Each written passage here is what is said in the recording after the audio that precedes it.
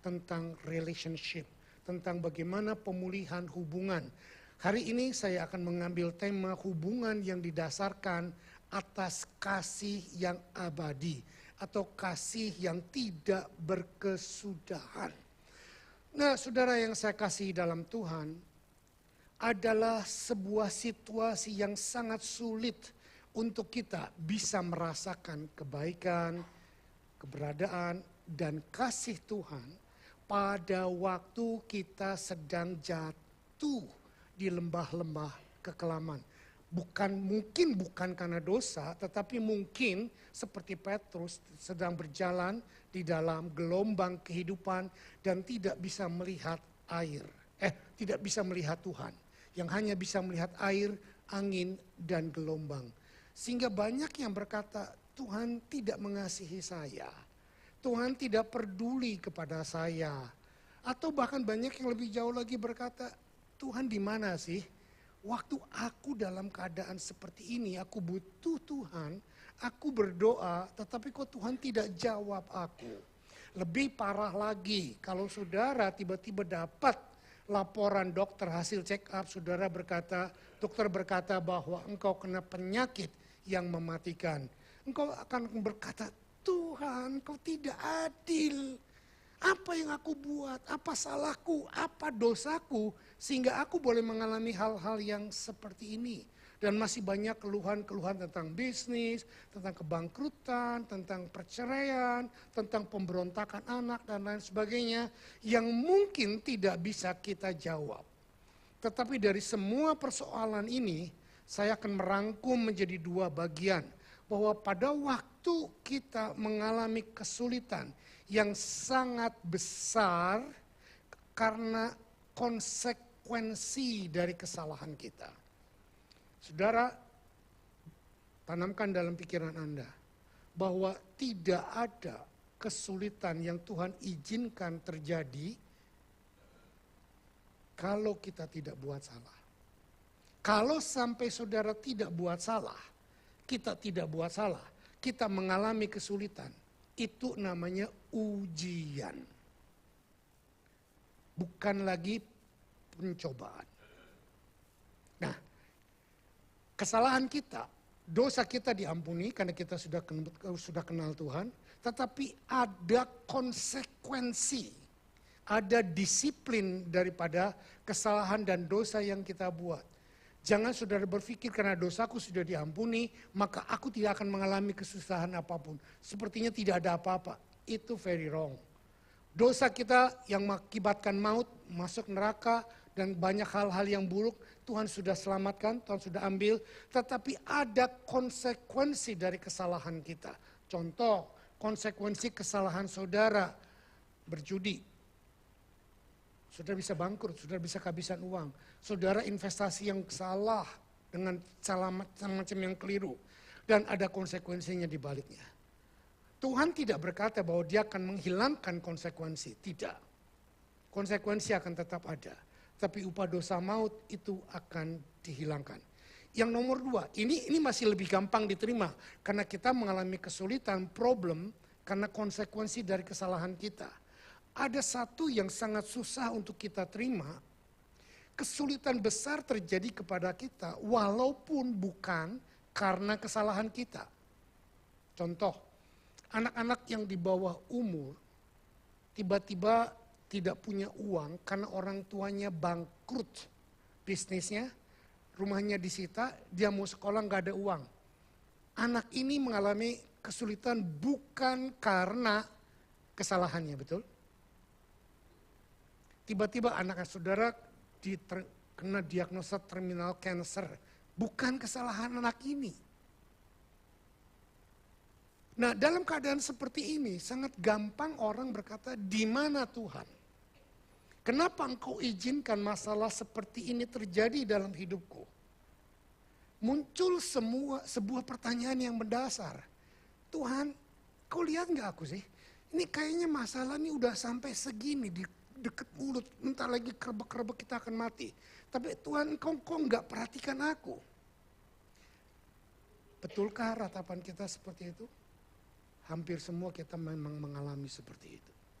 Saya tidak bring up story, tidak make up story, tetapi most likely kita akan mengalami kejadian-kejadian yang seperti itu.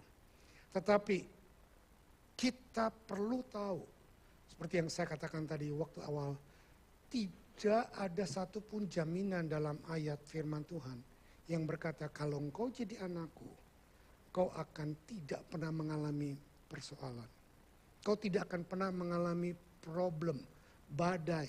Mazmur 23 sudah menjadikan gambaran buat kita. Daud berkata, meskipun aku berjalan dalam lembah kekelaman, gadamu dan tongkatmu selalu menyertai kita.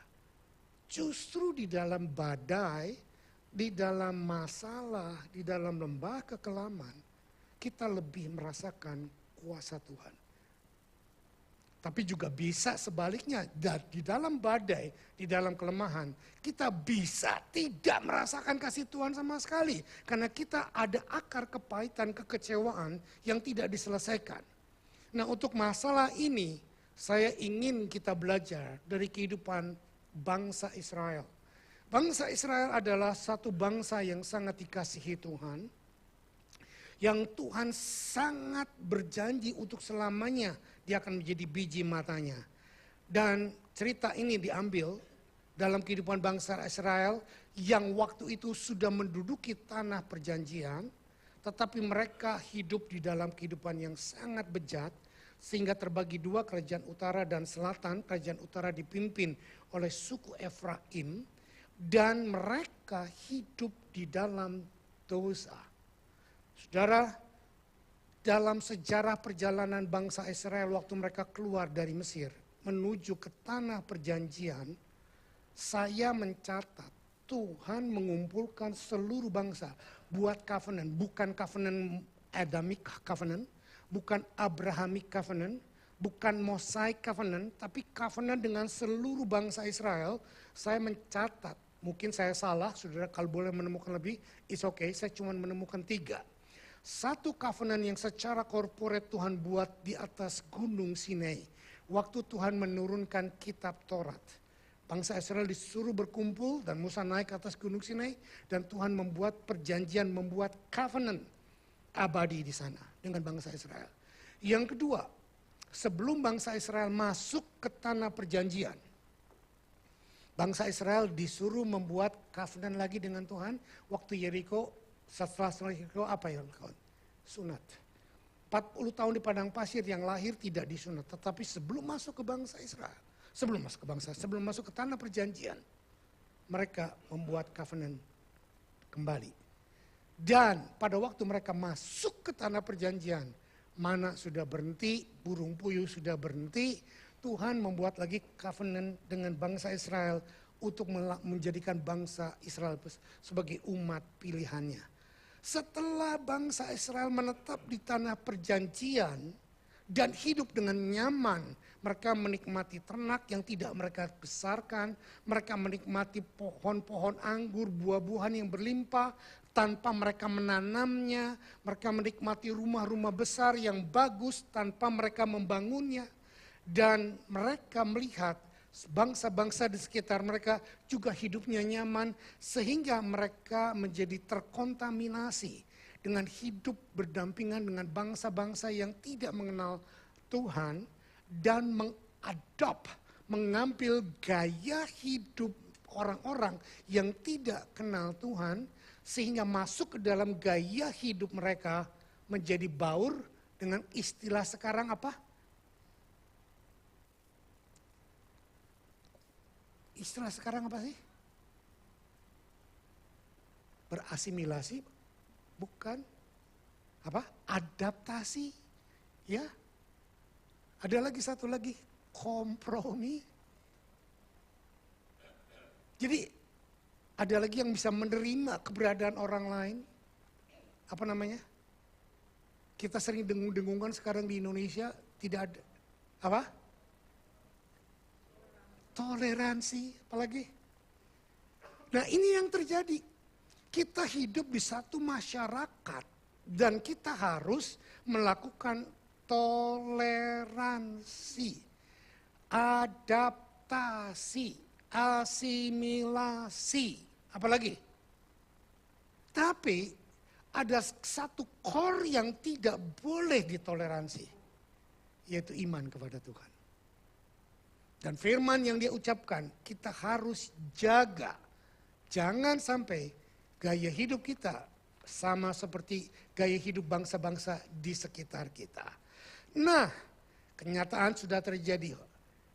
Bangsa Israel menerima budaya kehidupan bangsa-bangsa di sekitar kan, sehingga mereka menerima penyembahan berhala. Masuklah ke dalam ibadah mereka, masuklah ke dalam pola hidup mereka, sehingga Tuhan marah dan Tuhan membangkitkan seorang nabi yang bernama Hosea. Nah, Hosea ini hidup 600 tahun setelah bangsa Israel ada di tanah perjanjian. Hosea diberikan Tuhan mandat untuk menegur bangsa Israel dengan keras, tetapi bukan cuma dengan menyampaikan firman, tapi dengan gaya hidupnya sendiri. Hosea pasal 4 ayat yang ke-12, Tuhan menyuruh Hosea melakukan ini. Umatku bertanya kepada pohonnya dan tongkatnya, akan memberitahu kepadanya, sebab roh perjinahan menyesatkan mereka, dan mereka berjinah meninggalkan Allah mereka. Bukan perjinahan fisik, perjinahan rohani, yaitu menyembah berhala. Saudara bilang, oh Pak, saya nggak nyembah berhala. Saya nggak pernah datang ke kelenteng, di rumah saya tidak ada patung Julaihut, tidak ada patung apapun, tidak ada meja abu. Saudara, berhala sekarang udah modern. Enggak lagi berhala yang kepalanya gundul, perutnya buncit, enggak ya, yang apalagi berhala-berhala yang menakutkan. Berhala sekarang datang dalam rupa tabungan. Pak, saya harus kerja untuk mempersiapkan masa depan. Pak, saya tidak bisa beribadah karena saya begini, saya begitu, saya begini, saya begitu. Banyak kali kita melakukan itu dengan alasan karena kalau aku tidak kerja keras, tidak ada yang memberkati, tidak ada yang menolong aku. Nah, pola-pola hidup seperti ini kita adapt. Ada lagi pola hidup yang sangat-sangat over spiritual. Gak usah kerja apa-apa, doa saja, puasa saja, baca Alkitab. Makan tuh Alkitab. Are you with me? Nah, dua hal ini menjadi tolak ukur yang membuat saya menyusun khotbah ini. Bangsa Israel melakukan pelanggaran perjanjian yang luar biasa dengan Allah mereka. Kalau saudara lebih mengutamakan pekerjaanmu, kalau saudara lebih mengutamakan rumah tanggamu, saudara lebih mengutamakan suamimu, istrimu, saudara lebih mengutamakan apapun sekolahmu daripada Tuhan, itu berhala. Senggol kiri kanannya, denger. Ya. Nah, bangsa Israel melakukan pelanggaran perjanjian dengan Allah mereka. Nah, perjanjian adalah kata aslinya covenant. Tahu covenant? Saya berjanji padamu negeri, aku berbakti. Itu perjanjian. Satu pihak berjanji, pihak lain menimpali dengan berjanji. Jadi ada dua perjanjian, inilah yang disebut covenant. Perjanjian harus ada at least dua pihak, tiga pihak. Tidak bisa satu pihak. Itu pula dengan keselamatan. Keselamatan adalah covenant abadinya Tuhan. Harus dua pihak. Tuhan mengulurkan tangan, memberikan anugerah, menebus dosa kita, menghancurkan semua pelanggaran kita. Tetapi dia butuh respon dari kita apa? Faith. Covenant. Oke. Tuhan memerintahkan Hosea untuk menikah dengan seorang wanita pelacur bernama Gomer. Yuk kita baca, 2, 3. Ketika Tuhan mulai berbicara, ada orang gak sih? Gak bisa baca ya, terlalu kecil ya? Bisa? Kalau saya memang gak bisa baca, nanti saya kasih atau yang bikin PowerPoint, supaya lebih digedein. kalau saya duduk di belakang, ini saya nggak bisa baca, anu juga saya nggak bisa baca. Mungkin karena saya sudah terlalu muda. Ya, yuk kita baca 2, 3. Ketika Tuhan mulai berbicara dengan perantaraan Hosea, berfirmanlah ia kepada Hosea, pergilah, kawinilah seorang perempuan sundal dan peranakanlah anak-anak sundal, karena negeri ini bersundal hebat dengan membelakangi Tuhan. What? Gak usah angkat tangan, saya mau nanya aja random. Saudara mau gak nikah sama pelacur? Dan saudara dengar baik, Tuhan menyuruh Hosea siapa? Nabi. Menikahi seorang pelacur. Ini betul-betul melanggar firman-Nya sendiri. Mana mungkin Tuhan melanggar firman-Nya sendiri? Kalau saudara baca dalam perjanjian lama, seorang imam, seorang nabi tidak boleh menikah dengan orang yang tidak kudus. Wow. Dengar baik-baik. Tuhan menyuruh Hosea untuk menikahi Gomer, seorang pelacur. Jelas-jelas. Kalau saudara lihat secara hukum, Tuhan melanggar. Tapi kalau saudara lihat secara anugerah, ini anugerah yang amat sangat luar biasa. Seorang pelacur yang tidak berhak untuk dikasihi, ini bukan pelacur karena cari sesuap nasi sepiring berlian, bukan. Di banyak country, di banyak daerah, banyak orang-orang yang melacurkan diri karena mereka tidak bisa untuk mendapat kehidupan yang layak. Ini bukan tipe ini. Ini adalah tipe yang memang melacurkan diri dengan sukarela, sukacita. Nah, Hosea disuruh menikahi ini. Melanggar hukum Taurat, tetapi secara kasih karunia, ini adalah kasih karunia yang amat sangat berlimpah. Walaupun Israel sudah berzina secara rohani, tetapi tetap Tuhan mengasihi mereka. Jenis cinta seperti yang Tuhan berikan kepada manusia dan kepada Israel, inilah cinta yang Tuhan berikan kepada kita. Istilah sekarang apa sih yang paling gampang anak muda apa? Cinta mati. Atau ada lagi yang lebih keren istilahnya sekarang apa? Bocin. Bucin, bukan bocin, bucin. Bucin itu enggak apa? Budak cinta. Jadi mengais-ngais cinta banget terus. Cowok yang sangat-sangat mendambakan seorang wanita untuk jadi istrinya. Sampai nyembah kakinya pun mau dan semuanya. Itu bucin namanya sekarang. Budak cinta. Saudara boleh ketawa. Pengertian inilah yang Tuhan berikan buat kita. Tuhan bucin sama kita. Wih. Dia tidak mau di surga sendirian. Dia tidak mau berkuasa menjadi raja sendirian.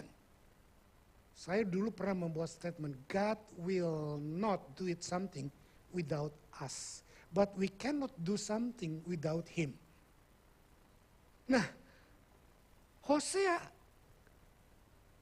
adalah gambaran Tuhan, kasih Tuhan untuk kita. Kita pelacur secara rohani. Kita sudah menyembah berhala, keturunan kita sudah menyembah macam-macam segala macam. Tetapi Tuhan mau mati buat kita. Tuhan bucin sama kita. Bukan cinta buta, cinta mati, betul-betul mati. Makanya dia betul-betul mati di atas kayu salib. Nah inilah, walaupun Israel sudah berzina, tapi tetap Tuhan suruh Hosea. Hosea 2 ayat 15 sampai 19. Yuk kita baca pelan-pelan. Semua saya kasih warna hijau, kecuali yang di bawah. Karena ini ayat ini penting sekali. Kita baca, kalau saudara bawa Alkitab, kalau saudara punya Alkitab, pencet Alkitab saudara, bukan buka pencet. Karena sekarang jarang sekali yang saya lihat bawa Alkitab hardcover atau soft cover. Saudara pakai baca, pencet Alkitab saudara. Yuk kita baca ayat 15. Maka pada waktu itu, demikianlah firman Tuhan. Engkau akan memanggil aku suamiku dan tidak lagi memanggil aku.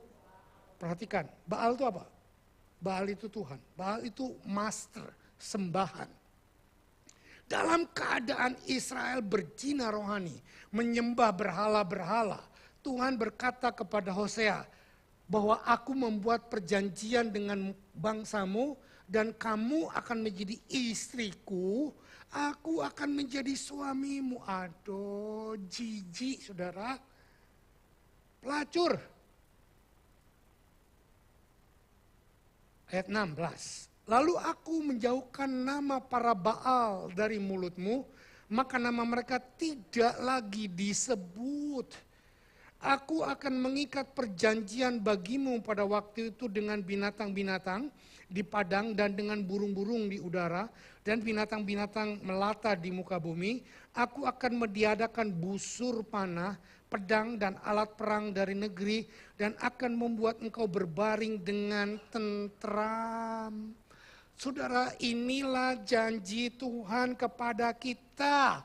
Tuhan bilang, aku akan mencukupi airmu, aku akan mencukupi panganmu, aku akan mencukupi rumahmu, akan mencukupi kesehatanmu, aku akan mencukupi semua kebutuhanmu. Wow. Ayat ini kita lihat di dalam perjanjian baru. Matius 6 ayat 33, carilah dahulu kerajaan Allah dan kebenarannya, maka sekaliannya akan ditambahkan kepadamu. Waktu saudara dan saya menjadi istri Tuhan. Nah, saya ngomong istri ini bulu kuduk saya berdiri saudara. Kenapa? Karena saya cowok. Istri Tuhan, aduh dulu saya nggak bisa ngomong kayak gini, susah. Tapi sekarang saya harus bisa, kenapa? Karena memang di hadapan Tuhan kita adalah mempelai wanita. Dia adalah mempelai pria kita. Dan ini adalah gambaran kehidupan kita dengan Tuhan, bahwa wanita pada umumnya tidak perlu mikirin nafkah. Wanita pada umumnya cuma tinggal ngurusin makanan, ngurusin anak, ngurusin rumah, dan semuanya yang suami yang mengadakannya. Inilah janji Tuhan. Aku akan menghilangkan semua Baalmu. Aku akan menghilangkan semua sesembahanmu. Aku akan menghilangkan semua keyakinan kamu yang lain. Tetapi aku akan mencukupi semua kehidupanmu. Kok nggak ada yang bilang amin? Ini janji Tuhan buat kita. Tuhan bilang, kamu gak usah pusing tentang kehidupan kamu. Kamu gak usah pusing dengan masa depan kamu. Kamu gak usah pusing dengan apa yang akan terjadi. Karena kamu adalah istriku dan aku akan mencukupi semua kebutuhanmu. Beberapa hari yang lalu ada beberapa orang yang ulang tahun, pada waktu saya berdoa buat mereka. Tuhan berikan saya ayat Mazmur 37 ayat 25-26. Daud berkata begini, dulu aku muda. Sekarang aku tua. Aku belum pernah melihat anak cucu orang benar meminta-minta. Tetapi mereka akan memberi dengan berkelimpahan. Ini janji Tuhan. Daud menggenapinya, Daud mengalaminya. Dan saya juga mengalaminya. Kalau saudara berkata, Tuhan gak ada. Gedung yang saudara pakai, ini adalah bukti bahwa Tuhan ada. Gak usah jauh-jauh cari Tuhan mana. Tiba-tiba bergedek, hei aku Tuhan. Kedebut kita semaput. Bukti Tuhan ada. Apa yang saudara nikmati ini semuanya. Ini adalah bukti Tuhan ada. Saya datang kemari dengan zero. Tidak bawa uang, tidak bawa apapun, tidak kenal satu manusia pun. Tapi kita sudah punya gedung fasilitas yang begini indah. 20 tahun yang lalu. Sampai sekarang gedung ini masih up to date, betul nggak? Bukan karena kehebatan saya. Bukan karena kemampuan saya memanage. Bukan karena kemampuan saya berkhotbah. Tetapi ini adalah pernyataan Tuhan dalam hidup kita. Bahwa engkau akan memiliki gedung di kota dan dari kota akan timbul kegembaran datangnya dari bait Allah. Ini dia salah satunya. Kotanya adalah kota Artarmon, nanti kan kita pindah ke kota City. Sydney. Jangan kaget, cekutan dulu, jangan gitu kaget. Ayat yang ke-18 berkata, aku akan menjadikan engkau istriku untuk selama-lamanya. Dan aku akan menjadikan engkau istriku dalam keadilan dan kebenaran, dalam kasih setia dan kasih sayang. Saudara, baca ayat ini, garis bawahi ayat ini waktu engkau dalam keadaan kesusahan, bahwa engkau istrinya Tuhan, amin. Tuhan berkata, kau adalah istriku satu-satunya. Tuhan berkata, aku akan berjanji setia dan aku akan mencukupi semuanya. Aku akan membuat keadilan buat hidupmu. Kalau saudara dalam lembah kekelaman, kalau saudara dalam kekurangan, saudara dalam penyakit, dalam persoalan, jangan berkata, Tuhan tidak ada. Masalahmu, persoalanmu bukanlah gambaran Tuhan ada atau tidak. Tetapi engkau sedang diproses, sedang menghadapi persoalan supaya nama Tuhan dipermuliakan untuk membuat engkau keluar dari masalahmu. Supaya engkau bisa setia dalam kekurangan.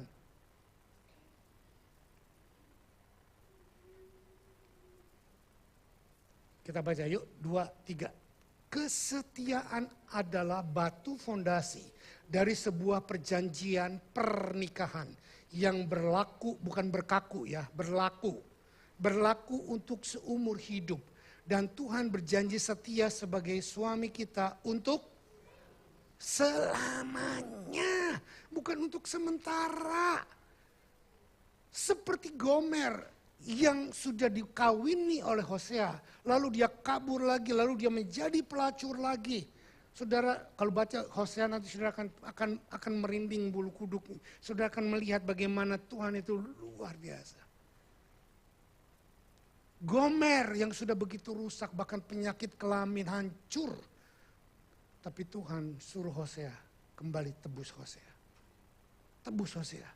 Sudah melahirkan anak-anaknya pun Tuhan bilang ini anak dari Karen Hapu dan lain sebagainya. Macam-macam namanya aneh-aneh. Tetapi itulah Tuhan berkata bahwa kasih setiaku kepadamu tidak akan berubah. Nah, hopefully saya punya 4 poin besar untuk menjelaskan kasih Tuhan kepada bangsa Israel dan juga termasuk kepada kita. Commitment of God love. Komitmen dari kasih Tuhan. Camkan di sini saudara, kasih adalah bukan dari jauh, bukan. Jatuh cinta, berjuta rasanya. Dia jauh, aku jauh. Di bantal aku lihat wajahmu, di nasi aku lihat wajahmu. Cinta bukan seperti itu. Cinta adalah keputusan, decision and commitment to still love your spouse, your children, your parent, your God with any other reason. Amin. Keputusan. Bukan emosi yang berkata bahwa waktu dulu aku cinta ketemu dia, jangankan ketemu, baru lihat namanya aja hatiku udah deg-degan gitu loh. Perasaan seperti itu akan hilang, nggak cuma berapa bulan aja mungkin, 1 tahun aja hilang. Tapi yang ada adalah komitmen. Nah Tuhan berkomitmen untuk mengasihi kita. Bukan karena hidung kita kayak Marilyn Monroe. Bukan body kita kayak body Semlohai gitar Spanyol. Walaupun bodinya saya sudah lurus, rata, tahu rata? Gak ada potongan. Whole pack, bukan 6 pack. Tuhan tetap mengasihi kita. Walaupun pipiku sudah keriput, gak perlu facelift. Tuhan tetap mengasihi kita. Walaupun hidungku lubangnya gede, gak perlu dikecilin. Saya nggak menyinggung yang operasi, nggak apa-apa operasi silakan. Ada pendeta bilang operasi nggak masuk surga, nggak ada ayatnya Pak. Jangan dikotbahin. Kalau mau berubah wajah, robahlah tapi jangan terlalu banyak sampai nanti Tuhan nggak kenal. Ya nanti ditolak di airport karena fotonya nggak sama dengan orangnya. Ya ini guyon-guyonan. Jadi kasih Tuhan tidak based on appearance. Kasih Tuhan tidak based on what you doing. Or not what not you done. Atau apa yang kau tidak kerjakan. Kasih Tuhan adalah berdasarkan dirinya sendiri. Amin. Coba sekarang suami istri bilang, aku mengasihi kamu karena aku memutuskan untuk mengasihi kamu. Kok nggak ada yang ngomong gitu sih, suami istri? Kok nggak ada sih? Tuhan ampunilah mereka.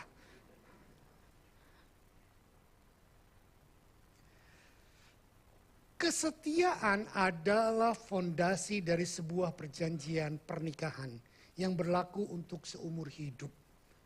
Ya. Dan Tuhan berjanji setia sebagai suami kita untuk selamanya. Nah, sekarang saya bilang ada 4 poin besar yang akan saya bagikan kepada saudara tentang kasih Tuhan. 1, komitmen kasih Tuhan kepada bangsa Israel. He loved us as a father to his children and carry them. Kasih Tuhan sebagai bapak kepada anak-anaknya dan menggendong mereka. Jenis kasih Tuhan bukan cuma sebagai suami istri saja, tetapi juga sebagai seorang bapak yang sangat mengasihi anaknya. Ayatnya Hosea 11 ayat 1-3. Ketika Israel masih muda, ku kasihi dia, dan dari Mesir ku panggil anakku itu. Makin ku panggil mereka, makin pergi mereka itu dari hadapanku. Mereka mempersembahkan korban kepada para Baal dan membakar korban-korban kepada patung-patung. Padahal akulah yang mengajar Efraim berjalan dan mengangkat mereka dari tanganku. Tetapi mereka tidak mau insyaf bahwa aku menyembuhkan mereka. Bangsa Israel keluar dari perbudakan Mesir adalah karena kasih Tuhan kepada mereka sebagai kasih Bapa kepada anak-anaknya. Dia tidak tahan melihat anak-anaknya menderita. Dia sudah berjanji kepada Abraham bahwa selama 400 tahun umatku akan dijajah oleh Mesir. Akan diperbudak. Tetapi menjelang 400 tahun aku akan mengeluarkan mereka dari Mesir. Saudara lihat. Membawa Israel keluar dari Mesir dan masuk ke tanah perjanjian. Itulah juga yang Tuhan kerjakan buat kita. Kita dikeluarkan dari perbudakan dosa, dari belenggu dosa, dari ikatan dosa. Dan kita hidup di tanah perjanjian. Sehingga kita bisa menikmati anugerah Tuhan, kebaikan Tuhan yang kita kerjakan berhasil dan membuat kita hidup diberkati. Amin.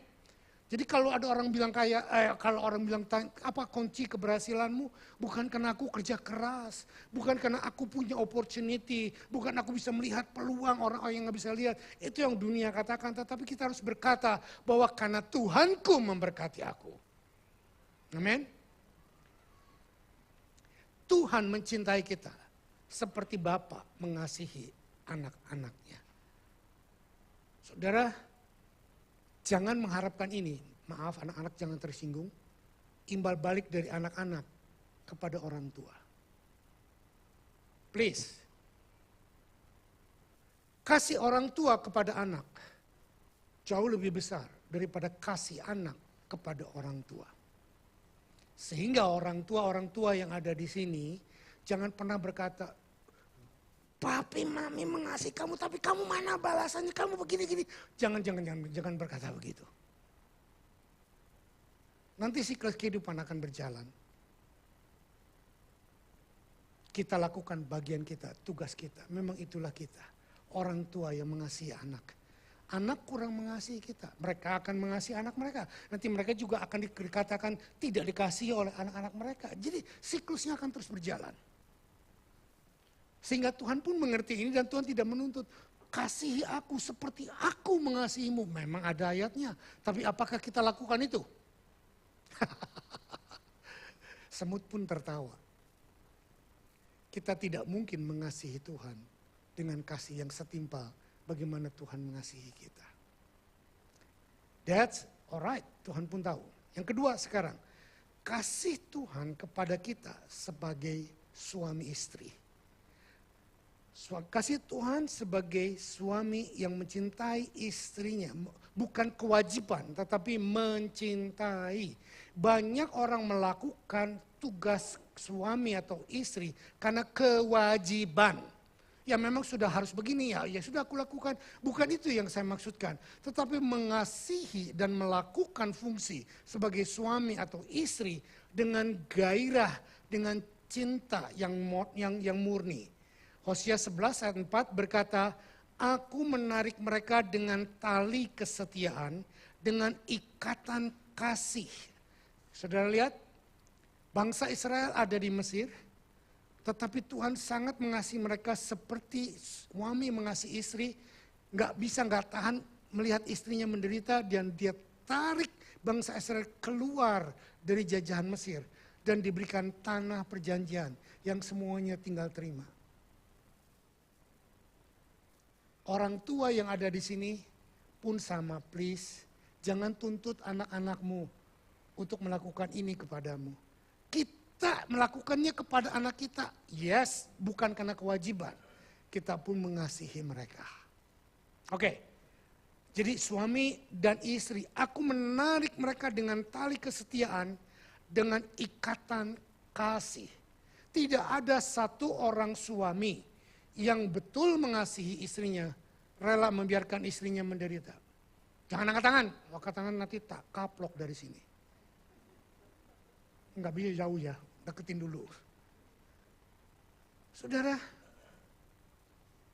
aku menarik mereka dengan tali kesetiaan. Suami, berikan kesetiaanmu lebih dulu. Amin. Amin. Tadi saya ditanya seseorang, Pak emang benar Instagram Bapak, Facebook Bapak banyak orang-orang yang gangguin Bapak, cewek-cewek datang. Apa itu bukan jemaat kita yang iseng Pak? Saya bilang bukan. Kalau jemaat kita yang iseng saya tahu. Ini saya nggak kenal orangnya. Entah dari Bandung, entah dari Malaysia, entah dari Singapura. Ada yang bilang, Mas jasnya kok bagus, saya suka.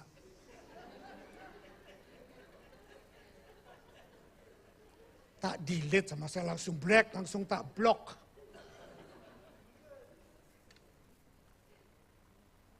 Nggak ada jemaat saya panggil saya Mas Sam, nggak ada.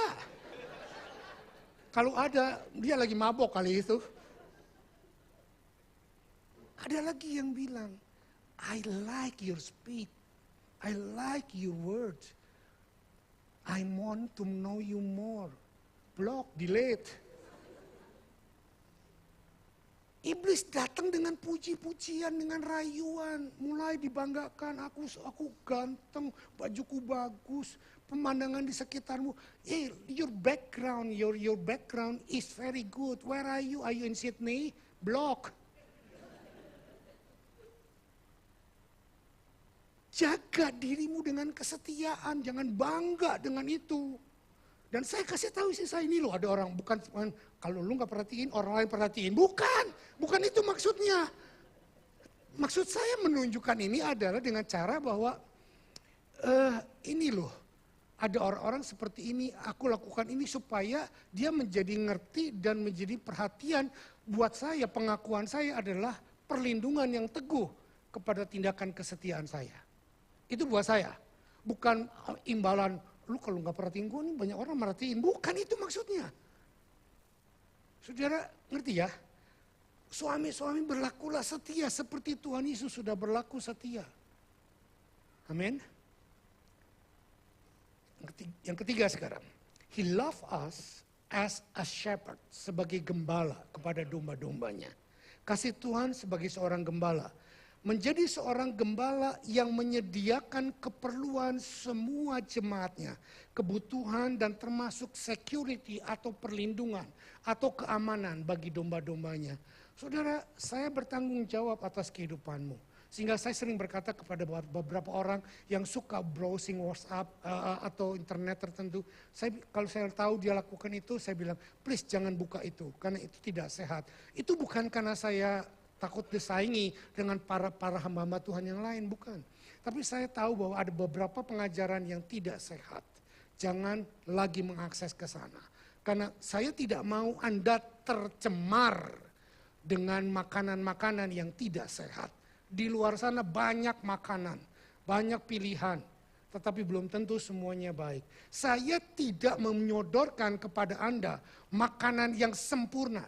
Please, don't mention it. Saya punya kekurangan, saya punya kelemahan.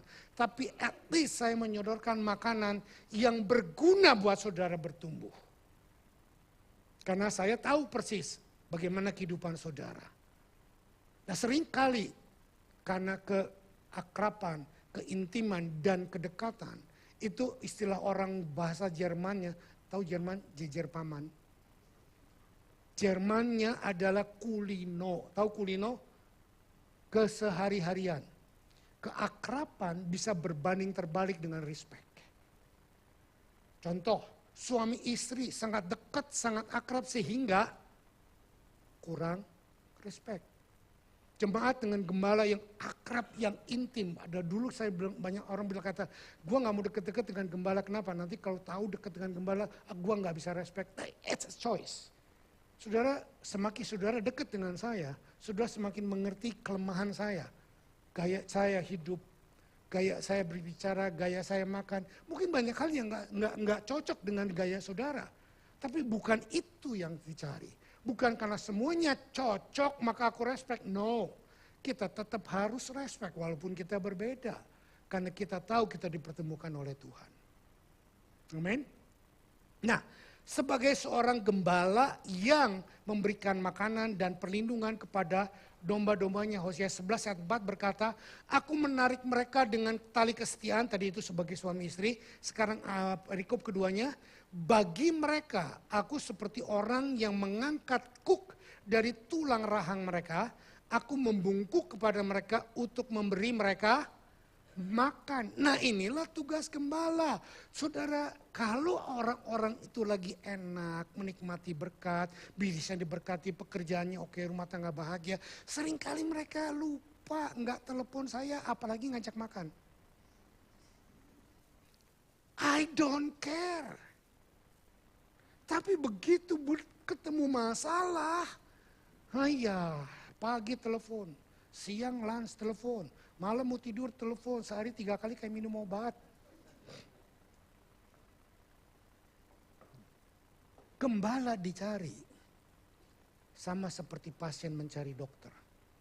Saya sering bilang ke dokter Bing, dok, you and I is the same. Ya, betul Pak Sam. Saya mengobati fisik, Pak Sam mengobati mental dan roh. Amin. Kita dicari pada waktu kita dibutuhkan.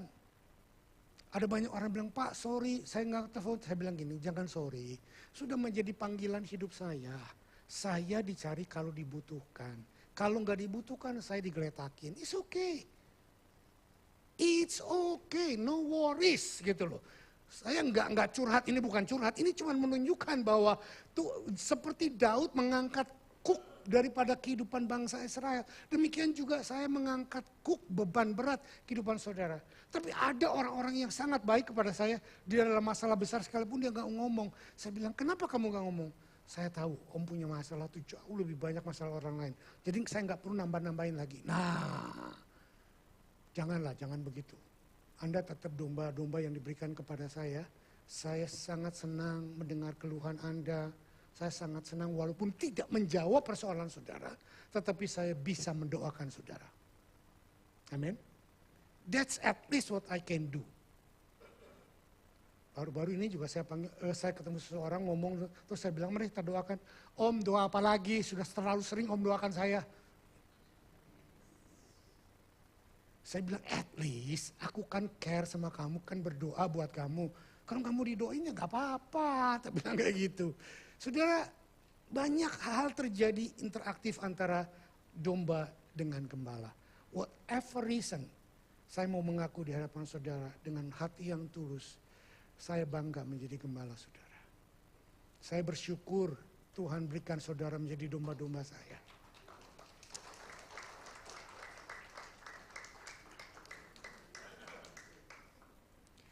Oke, itu poin pertama, bahwa Tuhan mengasihi kita dengan komitmen. Yang kedua, ujian terhadap kasih Tuhan. Nah, saudara perhatikan, wah tuh tinggal 15 menit, Tuhan tolong. Ujian. Kasih Tuhan yang begitu perfect, yang begitu dahsyat tetap diuji. Apalagi kasih saya kepada saudara pasti mengalami banyak ujian ya. Hosea 11 ayat 2 dan 3. Makin kupanggil mereka, makin pergi mereka dari itu. Dan dari hadapanku mereka mempersembahkan korban kepada para Baal dan membakar korban kepada patung-patung. Padahal akulah yang mengajar Efraim berjalan dan mengangkat mereka di tanganku. Tetapi mereka tidak mau insyaf bahwa aku menyembuhkan mereka. Saudara perhatikan, tadi yang masalah. Sekarang yang baik, setelah bangsa Israel dikeluarkan dari Mesir, dari perbudakan, lalu masuk ke tanah perjanjian, lalu mereka hidup dalam kelimpahan. Anggur, perahan, ternak semuanya, rumah bagus-bagus. Nah, dulu susah menghujat Tuhan, marah-marah sama Tuhan. Tuhan tolong angkat kuknya keluar, menang. Sekarang ditempatkan di tempat yang enak, semua diberkati. Lupa sama Tuhan yang memberkati. Hayya. Nangkep gak lihat? Lihat ya? Itulah gambaran hidup kita. Ada banyak kita yang hidupnya susah, menghujat Tuhan. Ada banyak yang hidupnya kelimpahan, lupa sama Tuhan. Saya ketemu seseorang, dari mulai hidupnya minus, kita layani, kita konseling, kita berkati, kita arahkan, sampai hidupnya besar berkelimpahan, punya omset jutaan dolar. Terus dia bilang apa? Dia bicara gini, Om, orang semakin kaya, semakin medit Om. Dia lu yang ngomong, bukan saya. Jadi inilah dia. Ada banyak orang-orang yang diberkati Tuhan, tapi lupa mempersembahkan korban kepada Tuhan. Lupa mengembalikan perpuluhan kepada Tuhan. Lupa bersyukur kepada Tuhan. Padahal Tuhanlah yang memberkati mereka. Tuhanlah yang mengurapi mereka. Tuhanlah yang memberikan kesehatan. Tuhan yang memberikan opportunity. Tuhan memberikan skill. Tuhan memberikan semua kepada kita. Ayat yang lain berkata begini, Hosea 11 ayat 7. Umatku betah dalam membelakangi aku. Mereka memanggil kepada Baal dan berhenti meninggikan namaku. Mereka kerja yang sekarang. Karena dikejar omset, dikejar target, dikejar kebutuhan. Saya berharap kita anak-anak Tuhan yang mengerti. Jangan menguji Tuhan. Baik di dalam kekurangan, lembah, maupun di dalam kelimpahan. Dua poin ini yang menjadi acuan hidup kita. Dalam kelemahan kita bisa menghujat Tuhan, dalam kelimpahan kita bisa melupakan Tuhan. Yuk kita baca 2, 3. Banyak kali Israel mencobai dan memberontak dari Tuhan. Tetapi kasih Tuhan bagi mereka tidak mungkin berubah untuk selama-lamanya. Perhatikan ini. Kasih Tuhan tidak mungkin berubah. Tuhan tidak menjadi lebih baik pada waktu saudara menderita. Tuhan tidak menjadi kurang baik pada waktu saudara diberkati. Tidak. Kasih Tuhan konstan. Tidak berubah selama-lamanya. Oke, terus. Hosea 11 ayat 5-6, mereka harus kembali ke tanah Mesir dan Asyur akan menjadi raja mereka sebab mereka menolak untuk bertobat. Pedang akan mengamuk di kota-kota mereka dan memusnahkan palang-palang pintu mereka dan akan memakan mereka dari benteng-benteng mereka. Saudara, karena bangsa Israel terus menyembah berhala, membelakangi Tuhan, meninggalkan Tuhan, dan akhirnya Tuhan mendisiplin mereka. Mereka dikirim tentara Syria dan Babilonia dan mereka di bawah jajahan Babil. Kalau dulu mereka di bawah jajahan Mesir, setelah masuk tanah perjanjian, mereka diberkati 400 tahun, mereka berubah setia, menyembah berhala, maka Tuhan membuat disiplin, bukan Tuhan tidak mengasihi mereka. Perhatikan, pada waktu kesalahan yang saya katakan terjadi, kita mungkin mengalami penderitaan karena kesalahan kita. Bangsa Israel diberikan lagi kepada jajahan Babilonia untuk membuat mereka sadar kembali dari kesalahan mereka. Seringkali pada waktu penderitaan yang sudah tidak bisa kita bawa kemana-mana, kita cari Tuhan. Inilah masalahnya, kedisiplinan Tuhan terjadi. Sekarang poin yang kedua Romawi, the compassion of God love. Kalau tadi adalah kasih Tuhan yang covenant, yang contempt, ujian kepada kasih Tuhan. Tadi komitmen kasih Tuhan, ujian kepada kasih Tuhan. Yang ketiga sekarang adalah compassion of God love. Belas kasihan Tuhan dari kasih Tuhan. Wah, ada belas kasihan dari kasih Tuhan. Oke, Hosea 11 ayat 8 sampai 9 berkata demikian. Masakan aku membiarkan engkau, hai Efraim, menyerahkan engkau, hai Israel. Masakan aku membiarkan engkau seperti Atma, membuat engkau seperti Zeboim. Hatiku berbalik dalam diriku, belas kasihanku bangkit serentak. Aku tidak akan melaksanakan murkaku yang menyala-nyala itu, tidak akan membinasakan Efraim kembali. Sebab aku ini Allah dan bukan manusia, yang kudus di tengah-tengah kamu, dan aku tidak datang untuk menghanguskan. Saudara perhatikan, di sini Tuhan berkata, aku mendisiplin kamu, bukan menghancurkan kamu. Perhatikan, kalau saudara dalam penderitaan, saudara dalam susah kehidupan, ekonomimu terancam, kesehatanmu terancam, rumah tanggamu terancam, itu bukan murka Tuhan. Itu adalah disiplin Tuhan. Disiplin apa? Om, aku salah apa? Ya tanya Tuhan, jangan tanya aku. Kalau kamu tidak punya salah, bukan disiplin, itu adalah ujian. Supaya kamu lebih mengenal Tuhan lebih baik daripada yang sebelumnya. Amin. Petrus berkata begini, adalah merupakan kemuliaan kalau kita mengalami penderitaan bukan karena kesalahan kita. Amin. Tapi di sini janji Tuhan, masakan aku membiarkan engkau Efraim, masakan aku membiarkan engkau hei Samuel Yusuf, masakan aku menyerahkan engkau hei Israel, masakan aku menyerahkan engkau hei Rock Sydney, masakan aku membiarkan engkau seperti Atma, membuat engkau seperti Zeboim. Hatiku berbalik dalam diriku. Saudara perhatikan, kalau tadi Tuhan marah, mendisiplin bangsa Israel, menyerahkan bangsa Israel kepada Babylon dan kepada Syria, dan akhirnya Tuhan berkata, hatiku berbalik di dalam diriku. Artinya apa? Tuhan berubah pikiran di dalam dirinya. Kenapa? Karena masalah disiplin sudah selesai. Are you with me? Nah, ini yang Tuhan katakan, hatiku berbalik dalam diriku, belas kasihanku bangkit serentak. Makanya saya berkata dalam poin ini bahwa God compassion. Belas kasihan Tuhan di dalam cintanya Tuhan atau di dalam kasihnya Tuhan. Nah, saya buat beberapa breakdown dalam bahasa Inggris. Mungkin lebih bisa menolong kita dalam artinya. Dikatakan demikian. How can I give you up, O Ephraim? How can I hand you over, O Israel? How can I make you like Atma? How can I treat you like Zeboim? My heart recoil within me.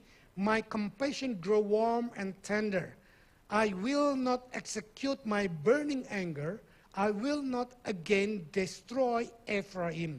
For I am God and not a man, the Holy One in your midst, and I will not come in wrath. Wrath adalah murka. Tuhan tidak murka walaupun dia sedang mendisiplin kita.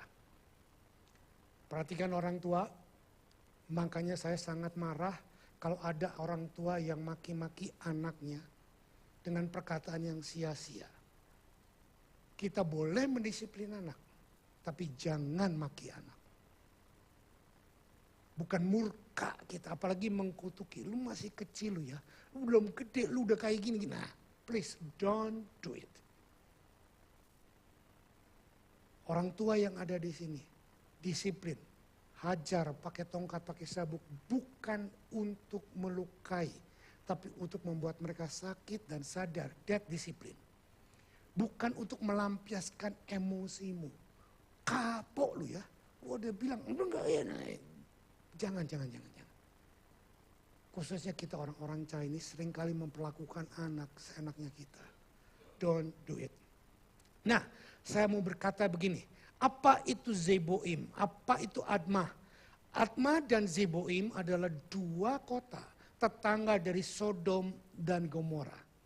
Sodom dan Gomora Tuhan hancurkan, tetangganya juga kena dampaknya, kena hancur juga.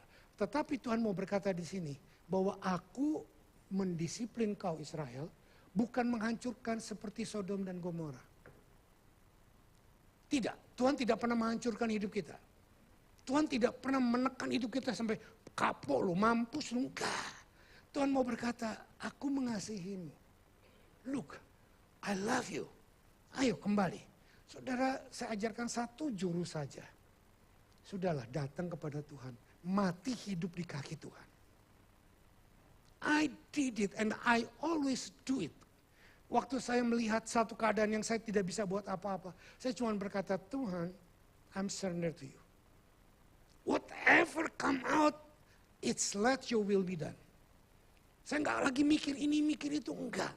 Karena saya tahu saya punya Bapa, punya Tuhan, punya suami yang sangat baik. Meskipun sakit, meskipun enggak suka saya, meskipun melukai hati saya, tapi saya berkata, let your kingdom come. Amin. Saya kasih satu jurus ini saja. Nggak usah pinter-pinter baca ayat, nggak usah tahu banyak firman Tuhan. Cuman hati yang menyerah, hati yang surrender kepada Tuhan. Ini yang saya mau ajarkan kepada kita hari ini. Bahwa Tuhan sangat mengasihi kita. How can someone love who always hurting and unfaithful you? Bagaimana Tuhan begitu menyertai kita, mengasihi kita dan sangat berjanji setia. Kita yang sangat tidak setia. Ingat bahwa dia sangat setia. Sudahlah, dilosor di kakinya Tuhan. Kamu sudah berbuat dosa, sekarang masih balik kembali kepada Tuhan. Kamu sudah menolak Tuhan, mari kembali kepada Tuhan. Kamu sudah melukai Tuhan, mari kembali kepada Tuhan. Apapun yang kau lakukan, mari kembali kepada Tuhan dan belajar kembali katakan, my life is in you Lord. Amin. Oke, sekarang poin yang keempat, yang terakhir. Mudah-mudahan selesai dalam 3 menit. The consummations of God love atau puncak daripada keindahan kasih Tuhan. Wow. Kalau saya ngomong ini, saya mau nangis karena betul-betul kasih Tuhan itu amat sangat luar biasa. Hosea 11 ayat 9 berkata, aku tidak akan melaksanakan murkaku yang menyala-nyala itu. Aku tidak akan membinasakan Efraim kembali, sebab aku ini Allah dan bukan manusia, yang kudus di tengah-tengahmu, dan aku tidak datang untuk menghanguskan. Kalau saudara diancam kebangkrutan, kalau saudara sedang mencari pekerjaan, kalau saudara sedang cari jodoh, saudara sedang cari opportunity, kalau saudara sedang melakukan sesuatu yang sepertinya jalan ke depan buntu, jalan ke kanan tembok tinggi, jalan ke kiri tembok yang tebal, jalan ke belakang laut merah. Saudara nggak punya jalan kemana-mana, tapi saudara masih punya jalan ke atas. Ingat, Tuhan tidak akan membinasakan kau. Tuhan tidak akan menghancurkan kau. Tuhan bukan maniak yang puas melihat penderitaan kita. Dia menangis waktu kita menangis. Dia meneteskan air mata. Dalam Mazmur 25 kalau saya nggak salah. Tuhan berkata, air mataku disimpan di kirbatnya Tuhan. Saudara, kita punya suami. Kita punya Bapa. Kita punya gembala, kita punya sahabat yang sudah rela mati buat kita. Yesus datang ke dunia bukan cuma untuk menyucikan kita, tapi untuk membayar semua hutang-hutang dosa kita. Dengan tubuh dan darahnya, dengan pengorbanannya, dengan kehidupannya, dia mau berkata, I love you. God is holy and just. God is everlasting love.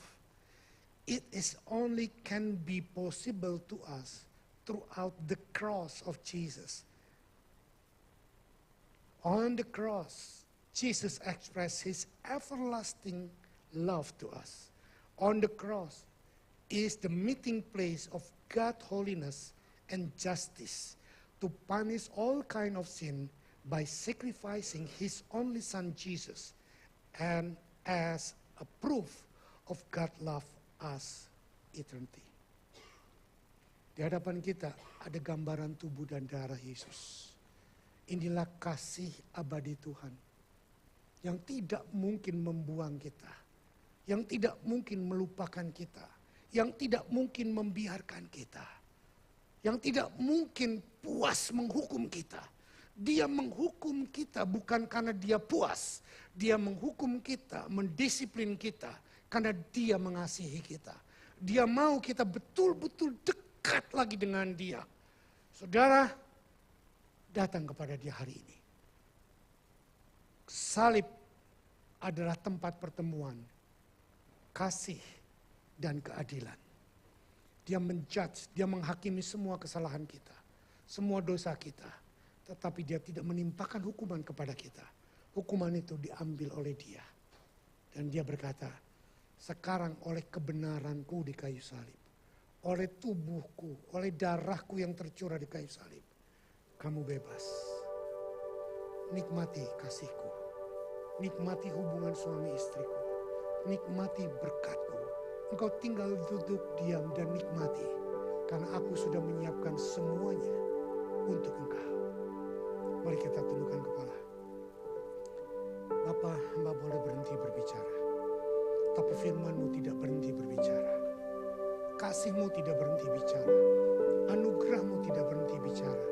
Hamba minta satu hal, baik yang ada di sini maupun yang ikut Zoom, dimanapun mereka berada, that your consummations of love, puncak keindahan kasih-Mu, Kau nyatakan hari ini, Kau nyatakan saat ini, sehingga yang sakit Kau sembuhkan, yang bermasalah boleh menemukan jalan keluar, yang membutuhkan kerjaan boleh mendapatkan pekerjaan, yang membutuhkan bisnis boleh menemukan bisnis, yang membutuhkan pasangan suami istri, mereka boleh menemukan, yang Kau boleh memulihkan hubungan suami istri, anak orang tua, apapun yang dibutuhkan oleh umat-Mu, pelajaran sekolah Tuhan, Engkau adalah sumber hikmat, Engkau adalah sumber pengetahuan. Dalam nama Yesus, kami mau patahkan semua keraguan, ketakutan kami bahwa Engkau Allah yang dahsyat, bahwa Engkau Allah yang baik, bahwa Engkau Allah yang sudah berkorban untuk kami. Sekarang nyatakan pribadi-Mu lewat tubuh dan darah-Mu. Persekutukan roti ini dengan tubuh-Mu, anggur minuman ini dengan darah-Mu, untuk benar-benar menjadi makanan dan minuman yang sejati, untuk kami boleh kembali datang, raih kepada kaki-Mu, dan melihat Engkau sebagai suami kami, sebagai Bapak kami, sebagai gembala kami, sebagai orang yang menebus dan mengasihi kami. In Jesus' mighty name. Amen.